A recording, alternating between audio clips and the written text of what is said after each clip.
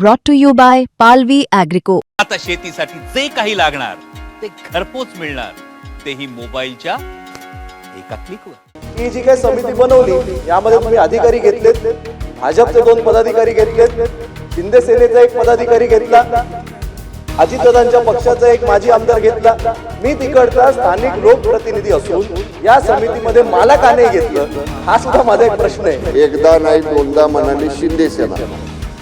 राज्य केंद्रीय निवडणूक आयोगाने दिलेला निर्णय हा थोडासा तपासून बघा। निवडणूक आयोगाने घटनेनं कायदे तपासून शिवसेना धनुष्यबाण हे या ठिकाणी आम्हाला दिलेलं आहे। आमचं नाव शिवसेना आहे, खाली उभाटा वगैरे असं आम्हाला जोडलेलं नाही, त्यामुळे आमचा उल्लेख करताना शिवसेना म्हणून करावा। म्हणाला मी आपलं उत्तर बारकाईने ऐकलं। सर्वप्रथम म्हणजे अनावधानाने लोकप्रतिनिधीचं आमदाराचं नाव सुटून गेलं, पण भाजपच्या 2 पदाधिकाऱ्यांचं नाव तेव्हा ध्यान होतं, शिंदे सेनेच्या एका पदाधिकाऱ्याच्या वेळी ध्यान होतं आणि दादांच्या माजी आमदाराच्या वेळी ध्यान होतं। ठीक आहे, माझं काय म्हणणं आहे, हा विषय माझा नाहीये।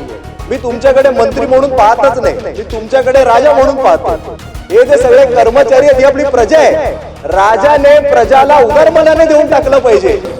सध्या साहेब म्हटले की त्यांना पण माहिती आहे अध्यक्ष महोदय की आपण लोकशाहीत आहे आणि लोकशाहीत शेवटी आता राजेशाही वगैरे ही पूर्वीची संपली, आता त्यांचं प्रेम आहे सगळ्यांचं म्हणून हे, पण शेवटी आता लोकशाही आहे म्हटलं लोकशाहीच्या मार्गाने आपल्याला हे करायला लागतं। हा वांद्र्यातील शासकीय वसाहतीच्या संदर्भात आहे। आपल्याला कल्पना असेल की गेल्या अनेक वर्षांपासून तिकडचे शासकीय कर्मचारी हे त्यांना हक्काची घरं मिळावीत म्हणून आंदोलन करत होते। विधानसभेच्या निवडणुकीच्या पार्श्वभूमीवर 14/10/2024 साली सरकारने एक परिपत्रक काढलं, GR काढला आणि सांगितलं की सर्वे नंबर म्हणजे जो आमचा पूर्ण वांद्र्याचा सर्वे ज्याच्यात आता अख्खी गव्हर्नमेंट कॉलनी वसली आहे तिकडे आम्ही तुम्हाला प्लॉट देऊ। आणि मग विधानसभेची निवडणूक झाली, परत एकदा नवीन सरकार आलं आणि म्हणून आता एक सरळ सोपी मागणी आहे, ती म्हणजे हा प्लॉट तुम्ही किती मोठा देणार आहात आणि हा कधी देणार आहात। त्यामुळे प्रश्न क्रमांक 1, GR काढल्यानंतर आजपर्यंत तुम्ही वांद्र्यामध्ये वेगवेगळे IAS IPS आणि इतर कुठल्या अधिकाऱ्यांना 14 प्लॉटचं वितरण केलंय, तेव्हा कुठली समिती तुम्ही बनवली नाही। मग यावेळी तुम्ही समिती का बनवली? समिती बनवायची होती तर समिती बनवायला 7 महिने का लागले? समिती बनल्यानंतर समितीची बैठक घ्यायला 3 महिने का लागले? असे माझे 2-3 प्रश्न आहेत। आणि शेवटचा माझा प्रश्न आहे की जी काही समिती बनवली यामध्ये तुम्ही अधिकारी घेतलेत, भाजपचे 2 पदाधिकारी घेतलेत, शिंदे सेनेचा 1 पदाधिकारी घेतला, अजितदादांच्या पक्षाचा 1 माजी आमदार घेतला, मी तिकडचा स्थानिक लोकप्रतिनिधी असून या समितीमध्ये मला का नाही घेतलं, हा सुद्धा माझा एक प्रश्न आहे। आणि म्हणून मी 4-5 प्रश्न विचारलेत, त्याच्यात सगळ्यात महत्वाचा आमचा प्रश्न तो म्हणजे तुम्ही किती मोठा प्लॉट आम्हाला देणार शासकीय वसाहतीला, त्याला FSI किती देणार आणि हा कधी देणार, आणि बाकीच्या उर्वरित प्रश्नांची सुद्धा उत्तरं मिळावीत। अध्यक्ष महोदय, कॅबिनेटच्या निर्णयाप्रमाणे या बांद्रा वसाहतीमध्ये जे राहणारे आहेत त्यांना कायमची घरं देण्याचा निर्णय हा झाला होता आणि त्यानंतर त्याच याच्यामध्ये मुख्य सचिवांच्या अध्यक्षतेखालची समिती स्थापन करण्याचा पण निर्णय त्याच वेळा झाला होता। त्याचबरोबर बांद्रा वसाहतीतल्या ज्या इमारती आपण ज्या केल्या, आपल्याला पण आमदार महोदयांना पण माहिती की या याच्यामध्ये साधारण सगळा जो प्लॉट होता आपला तिथला तो 90 एकराचा अध्यक्ष महोदय आहेत पूर्ण। त्याच्यामध्ये 370 इमारती अस्तित्वात होत्या, यापैकी 68 धोकादायक इमारती पाडण्यात आल्या। त्याचबरोबर उच्च न्यायालयाला पण आपण काही जागा तिथली जी आहे ती आपल्याला देण्याचा निर्णय झाला, त्याच्यातल्या साधारण त्या याच्यातल्या 44 इमारती आपण हे केल्या। आता अध्यक्ष महोदय, समितीची स्थापना झालेली आहे, समितीची बैठक पण झालेली आहे आणि त्यात अध्यक्ष महोदय एकच आहे की निकष हे जे की त्यामध्ये 5 वर्षापासून ते 25 वर्षा असे राहणाऱ्या लोकांचं हे केलंय। तर नेमकं निकषामध्ये कुणाला हे द्यायचं ह्याचा अजून समितीनं त्याच्यावर निर्णय केला, म्हणजे 25 वर्षाच्या यांना द्यायचं, 5 वर्षाच्या यांना द्यायचं, 10 वर्षाच्या यांना द्यायचं, म्हणजे पात्र कोणाला करायचं हा निकष जो आहे त्याचा अजून हे व्हायचंय. आणि दुसरं अध्यक्ष महोदय, या ठिकाणी म्हणजे जिथं बांद्रा वसाहत जी आहे या ठिकाणी जी जागा त्याच ठिकाणी मिळावी म्हणून त्याच्यासाठी सुद्धा समितीनं सीईंना सुद्धा कळवलेलं आहे किंवा तिथं किती जागा आता उपलब्ध आहे. कारण काही जागा अध्यक्ष महोदय अजून कोर्टाला एखाद्या वेळेस आपल्याला अजून द्यायला लागल, त्यामुळे त्यातनं किती जागा उपलब्ध होतीये.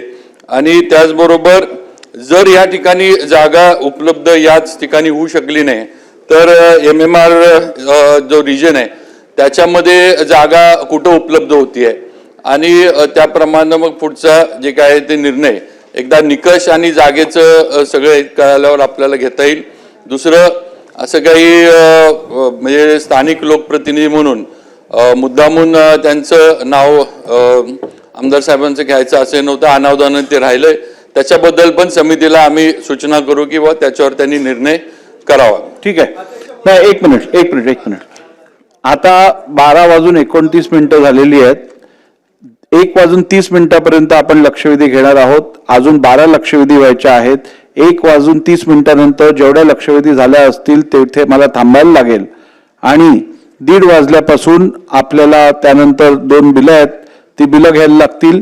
त्यानंतर आपण अंतिम कालचा जो प्रस्ताव आपला ऑनलाईन आहे तो साधारण 45 मिनिटं चालवणार आहोत आणि त्यानंतर अंतिम आठवडा प्रस्तावावरती चर्चा सुरू होईल.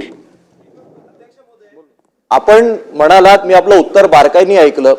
सर्वप्रथम म्हणजे अनावधानाने लोकप्रतिनिधीचं आमदाराचं नाव सुटून गेलं, पण भाजपच्या 2 पदाधिकाऱ्यांचं नाव तेव्हा ध्यान होतं. शिंदे सेनेच्या एका पदाधिकाऱ्याच्या वेळी ध्यान होतं आणि दादांच्या माजी आमदाराच्या वेळी ध्यान होतं. ठीक आहे, माझं काय म्हणणं आहे, हा विषय माझा नाहीये. मी तुमच्याकडे मंत्री म्हणून पाहतच नाही, मी तुमच्याकडे राजा म्हणून पाहतो.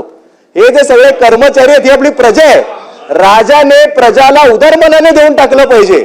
तुम्ही आज काय म्हणालात की जीआर मध्ये असताना सुद्धा देसाई साहेब एकदा नाही 2दा म्हणाले शिंदे सेना. केंद्रीय निवडणूक आयोगानं दिलेला निर्णय हा थोडासा तपासून बघा. निवडणूक आयोगानं घटनेनं कायदे तपासून शिवसेना धनुष्यबाण हे या ठिकाणी आम्हाला दिलेलं आहे. आमचं नाव शिवसेना आहे, खाली उभाटा वगैरे असं आम्हाला जोडलेलं नाही. त्यामुळे आमचा उल्लेख करताना शिवसेना म्हणून करावा. आणि ते शिंदे सेना म्हणले ते अध्यक्ष महाराज शिंदे सेना जे म्हणले ते कामकाजातनं काढून टाका. ठीक आहे, तपासून काढून घेऊ. चला पुढे जाऊया आपण. काय शिवसेनेच्या बाबतीमध्ये या ठिकाणी उल्लेख केला. सन्माननीय सदस्यांना माझी आपल्या मार्फत एक विनंती आहे की आमचाही पक्ष राष्ट्रवादी काँग्रेस पक्ष आहे, अजितदादा गट असं नका म्हणू. चला मंत्री महोदय उत्तर द्या. झाला ना प्रश्न. बरं घ्या, बोला. नाही, त्यामुळे बोला, पॉइंटेड प्रश्न घ्या. अहो आता तर सुरू झाली, 2 मिनिटं थांबा. त्यामुळे माझं तुम्ही एक राजे म्हणालात ते मला एकदम धक्का लागला. तुम्ही म्हणालात जर वांद्र्यात जमीन मिळाली नाही तर आपण जीआर काढले की आपण वांद्र्यातच जमीन देणार. तुम्ही आता म्हणता MMR मध्ये कुठेही देऊ, असं कसं चालेल? आम्हाला वांद्र्यातच जमीन पाहिजे. जीआर निघालाय. केवळ तुम्ही आता निकषासाठी तुम्ही समिती बनवली आहे ना की 5 वर्ष राहिलेत त्यांना, 10 वर्ष की 15. माझं म्हणणं समितीला निकष ठरवू दे. आजच्या आज तुम्ही जाहीर करा की आम्ही 10 एकर 15 एकर आणि बाबा 4 FSI देऊन टाकू. अध्यक्ष महोदय, हे कसं आपण बदलू शकतो? म्हणजे आपण जीआरचं उल्लंघन करतोय. याचं उत्तर तर मिळालं पाहिजे. आणि शेवटचा विषय, शंभूराजे देसाई मंत्री महोदय, आपण मला म्हणालात खरं तर तुमचं बरोबर आहे, निवडणूक आयोगाने तसं सांगितलंय. पण काल एका पत्रकार परिषदेत माननीय मुख्यमंत्री देवेंद्र फडणवीस साहेब 4 वेळा शिंदे सेना म्हणाले. 4 वेळा. आपण एकदा अध्यक्ष महोदय, सन्मान्य आमदार वरुण सरदेसाईंना माहित आहे की त्यांच्या पत्रावरच यापूर्वी बैठक या बाबतीतली जी आहे त्यांच्या पत्रावरच या बांद्रे वसाहतीची बैठक मी घेतली होती. मंत्रालयात बैठक सुद्धा झाली होती आणि त्यावेळेला त्यांनी तातडीनं बैठक लावली म्हणून मला म्हणजे त्यांनी आभार सुद्धा या ठिकाणी मानले होते. तेव्हा असं काही त्यांना म्हणजे बाजूला काढायचा विषय नाही. शेवटी ते लोकप्रतिनिधी आहेत. सगळ्यांना लोकप्रतिनिधी म्हणलं त्याचा मान सन्मान राखणं हे सगळ्यांचं जे आहे. आणि दुसऱ्या अध्यक्ष महोदय, जमिनीबद्दल जे आहे, असं म्हणजे बांद्र्यामध्ये जमीन मिळणारच नाही किंवा देणार नाही असं मी अजिबात माझं म्हणणं नाही आहे.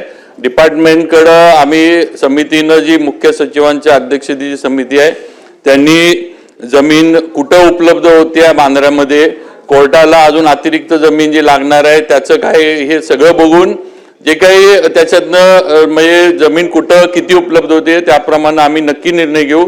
शासनाचा निर्णय झालाय, शासन कटिबद्ध आहे देण्यासाठी. आणि जे थोडं सरदेसाई साहेब म्हणले की त्यांना पण माहिती आहे अध्यक्ष महोदय की आपण लोकशाहीत आहे आणि लोकशाहीत शेवटी आता राजेशाही वगैरे ही पूर्वीची संपली, आता त्यांचं प्रेम आहे सगळ्यांचं म्हणून हे. पण शेवटी आता लोकशाही आहे म्हटल्यावर लोकशाहीच्या मार्गाने आपल्याला करायला लागतंय. धन्यवाद. लक्षवेधी क्रमांक 2